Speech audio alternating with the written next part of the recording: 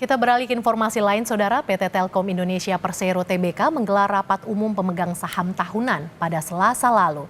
Rapat ini menghasilkan sejumlah keputusan strategis seperti laba besar hingga perubahan pucuk pimpinan.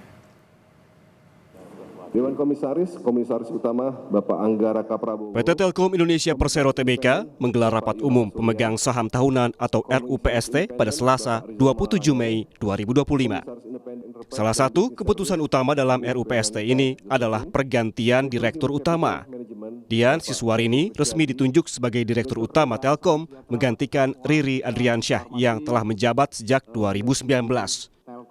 Tak hanya itu, agenda RUPST ini juga menetapkan Muhammad Awaludin sebagai Wakil Direktur Utama. Kita ingin keberlanjutan bisnis Telkom ini juga tidak hanya dalam konteks hari ini, tapi adalah bagaimana Telkom menjadi satu trigger baru dalam ekonomi digital yang ke depan bisnis Telkom juga bisa lebih sustainable.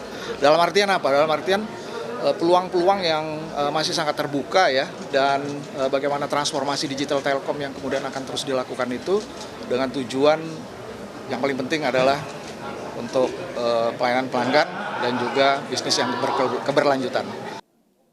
Dalam aspek keuangan, salah satu perusahaan BUMN ini mencatatkan laba bersih sebesar lebih dari 23 triliun rupiah untuk tahun buku 2024 dengan margin laba bersih mencapai 15,8%.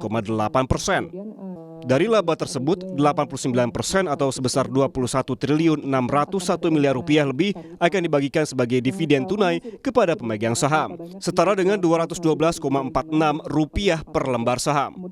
Pembayaran dividen ini dijadwalkan paling lambat pada 2 Juli 2025 dan akan diberikan kepada pemegang saham yang namanya tercatat dalam daftar pemegang saham perseroan pada penutupan Bursa Efek Indonesia pada 12 Juni 2025.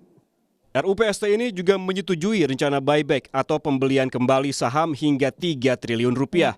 Program ini akan berlangsung selama 1 tahun, mulai dari 28 Mei 2025 hingga 27 Mei 2026, sebagai upaya menjaga stabilitas harga saham dan meningkatkan nilai bagi pemegang saham. Tim Liputan, Kompas TV.